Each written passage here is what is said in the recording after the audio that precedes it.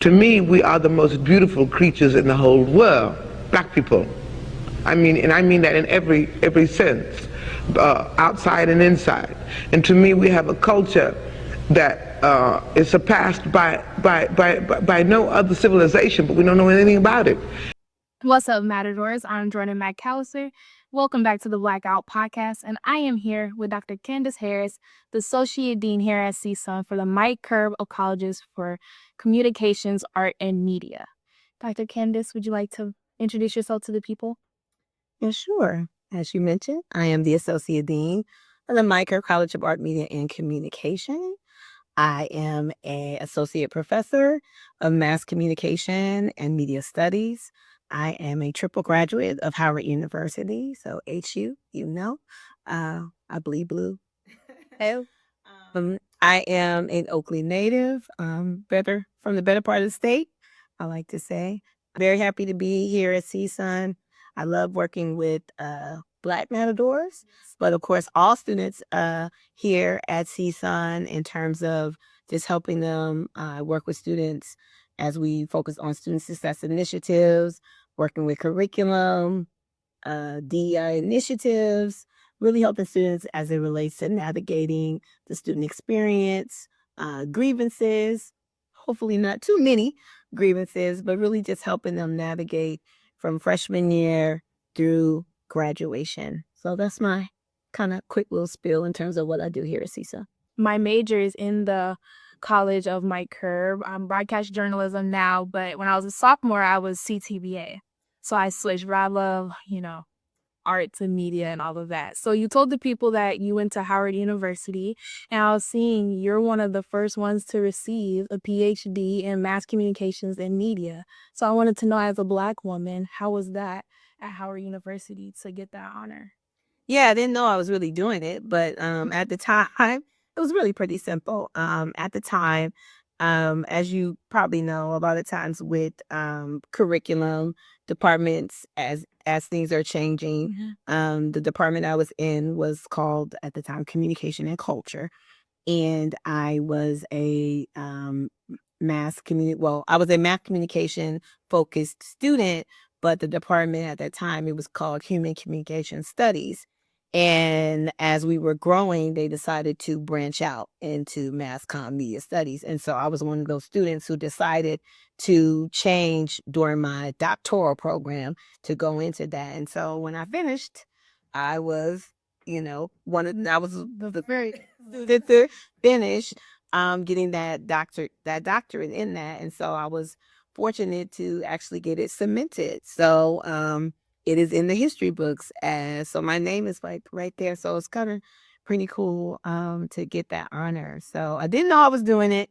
It just made sense at the time because of what I was studying. And so when you just said you were in journalism, that was kind of exciting because that is what my bachelor's degree is in, print journalism, but you said broadcast, but yeah, journalism nonetheless, because people like to think that journalism is a dying profession. It is not. No. And it's really extremely important, basically, pretty much for what we're seeing today in terms of what is happening in the world of journalism. So I'm really happy to hear that you're going into that, career. Yes, thank you. Yeah. How do you want to see other Black women be represented in the media? I think it's very important that Black women are represented authentically on the media and not in the idea of anyone else. I would like to see Black women being represented in media with respect. I feel like there's more. We've done a lot for a lot of different people, especially in the community. And especially like if we used to look at some Black moms who hustle, who do a lot and take care of their kids.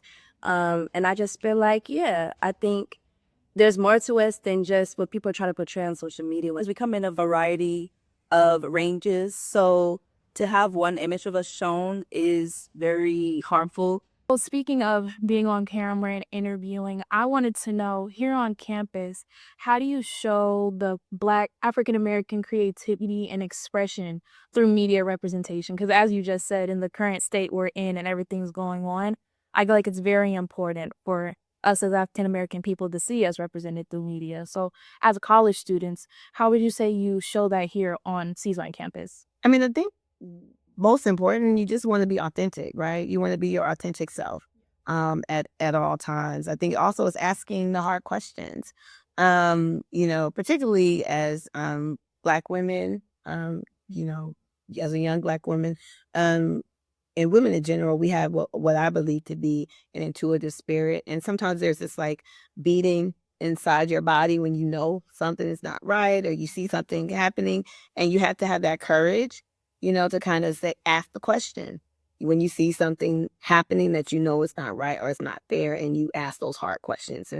And just, I hate to liken it to maybe I'm dating myself, but like the Wiz, they talk about the lion, but having that courage, right? Yeah, exactly. To really just say, I know something is not right, or I see something happening that I need to ask the question. I need to speak up.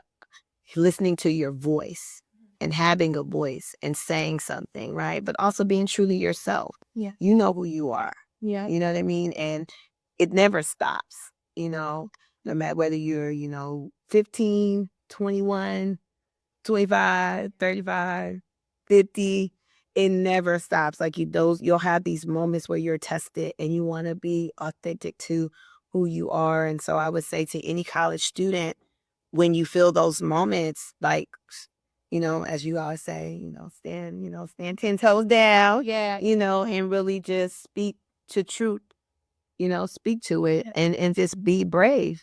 The Black community, how important is finding a sisterhood on campus? Sisterhood on campus is very important to me, especially with me not attending CSUN yet. I did a program. It was called Black Matadors Excellence Experience Program. And that's where I've met my homegirls, like, that are still my friends to this day.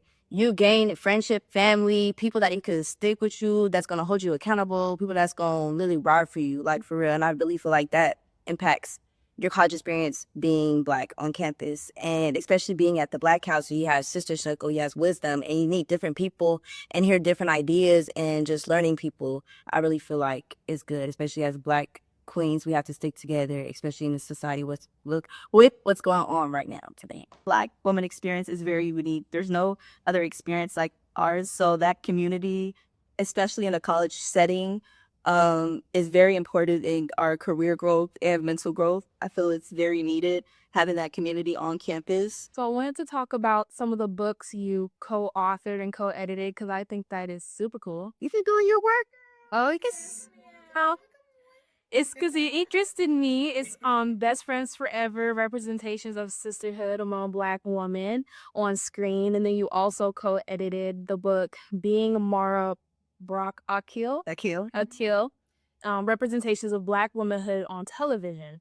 And so that's why I brought up, as African American woman, being represented through media representation, and those books being about sisterhood and Black women being seen on screen. Yeah.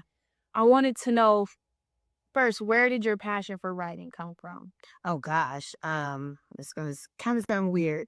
So, and it's all kind of connected. So when I was a little girl, I wanted to be a dancer. So my idol is Debbie Allen. Okay. And so I obviously, or maybe not obviously, she went to Howard University. And so that's where Howard even popped into my head. So I wanted to be Debbie Allen. I was going to be a dancer. I took dance classes. I was in a dance troupe when I was a child, but I got hit by a car.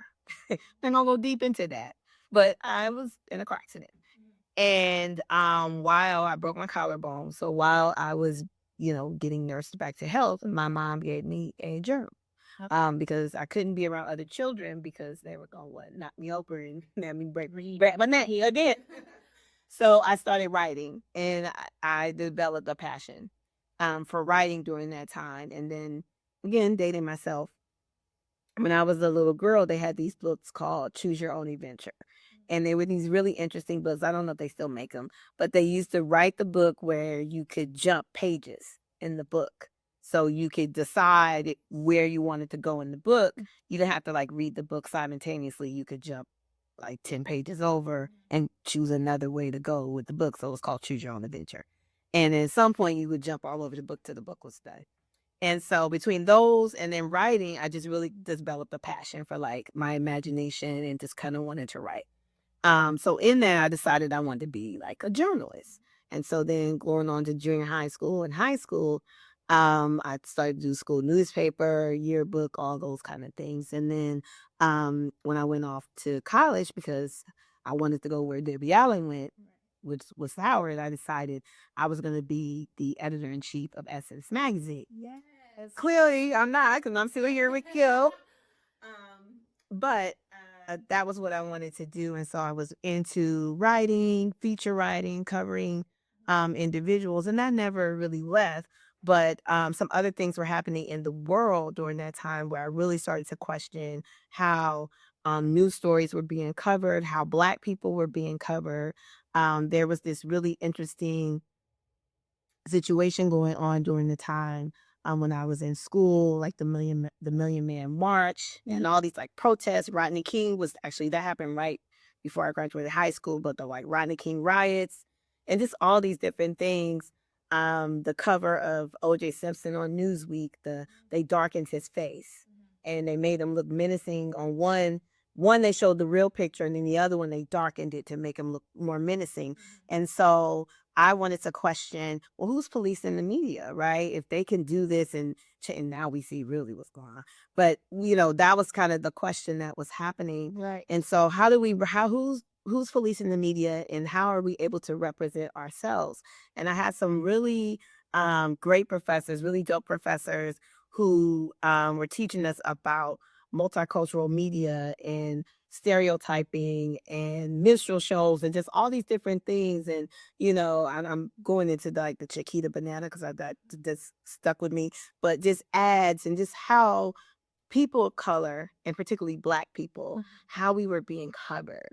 And why it was so important for us to be in newsrooms, for us to be in ad agencies, for us to really be in the room when people make decisions on how we are covered and what type of narratives our stories are told, how our stories are told. And so that's kind of like what opened it up. And then I ended up, going into like the PhD and master programs where I really looked at that.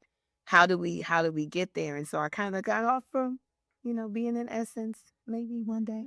But that's kind of how I got into that. And I just kind of continued it on, and then, having the opportunity to work with students like yourself and really hoping to embark and impart to them that they are responsible in the stories and in the messages and that they share when they put together stories. Because, obviously now, since the advent of reality television, we also can perpetuate bad messaging about ourselves or what we think sells, right? Because, if you hopefully you learn this here at CSUN. As a journalism student, the first thing we learn is that if it bleeds, it leads.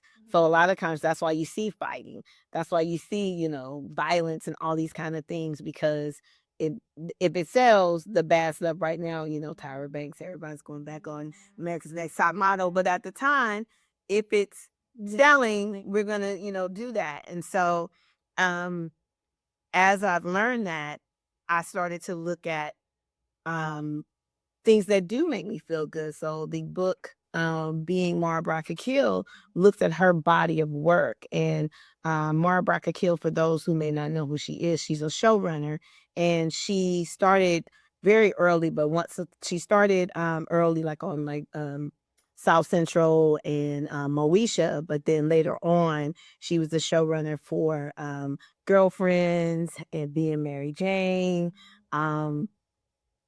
Black Lightning, Love Is.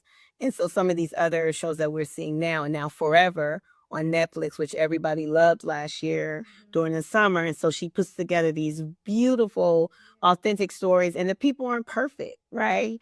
So we love to see those, these kind of stories together, put together, that share these flawed but beautiful characters, right? And so my co-editor, Dr. Shantae Brown White, we really wanted to kind of put together a volume that talked about the work that she put together.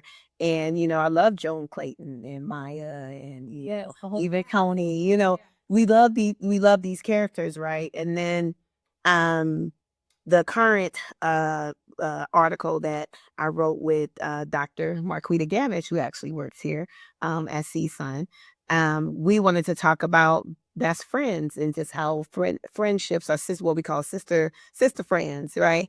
That we have. And so we looked at Issa Rae and because we love Issa. We love Issa. We love Issa. I hate that show had to go off, but really looking at Issa and Molly, that friendship, but also looking at Queen Sugar, Ava DuVernay, who also put together a beautiful story again about family.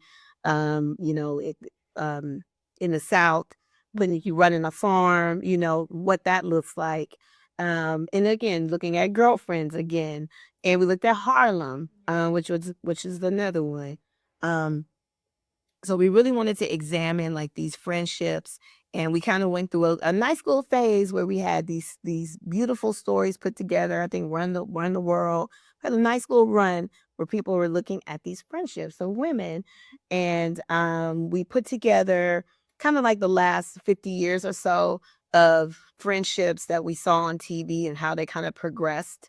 We looked at Florence and Louise and Helen on the Jefferson, and Walila and what's her God? Oh, Esther Rowe, Walona on Good Times, and just trying to look at all these different. We talked about Tia and Tamara, and just all these different friendships or even sisterhoods that we've seen over the years. Right. 227. So just all these different things that we've seen over the years and how they kind of progressed in where we are today and what we're looking at, and really just kind of the beauty of it. And so one of the things that we really supposed is that, the love story, although we talk about Issa and Lawrence, the real love story was Molly and Issa as the friendship, right? And that's really how it ended. If you really kind of pay attention to it, of course we were happy that she found her, forever, but it really was the story there really was the friendships. And of course we love Kelly because she's like amazing in that show. But that's kind of how we got there, and it's really about authenticity, and it's about the love. And I think sometimes really when we get out of romantic relationships, and those are important too, those platonic friendships that we have, sometimes they actually fill us up sometimes more than our own romantic relationships, because sometimes women are choosing themselves over romantic relationships if they are able to find those kind of relationships with men or with other women, if they are in queer relationships. And so it's that's really what we wanted to share in that. Yeah. And thank you for touching on the beauty of sharing African American story in media representation, because it is beautiful to show our creativity and our expression, because it is our authenticity. Black beauty is you. Who are you? Oh, that's Black beauty to me, for real, though, is basically just the culture, just the art of it all. Our melanin skin, how we carry ourselves, just throughout hip hop, movies, all of it. That's really Black beauty to me, just as being us. Black beauty to me means appreciating how you look, appreciating your features, being proud of those features. Honestly, everything Black is beautiful. You've been honored numerous times and have received numerous awards. I want to know, how does being recognized like that for your work make you feel today, and as well help your community? I mean, I think it's always nice to, get your flowers, I guess, if you will. Most of the time, a lot of the things that I do, I don't do it necessarily for that. There is that intrinsic, reward.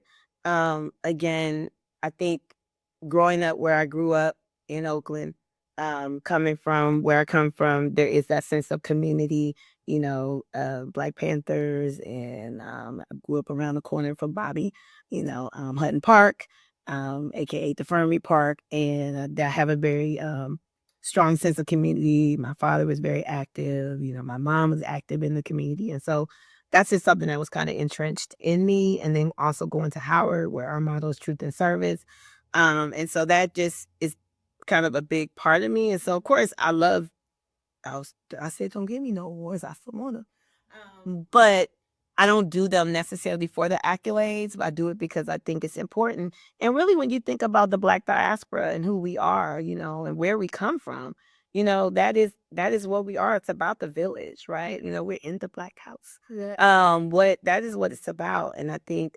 for me, I mean, how can I not do it? I mean, why walk around and not be purposeful, and have a sense of, purpose and not look back, um, like I said, I was growing up, in my elementary school, Code School, shout out.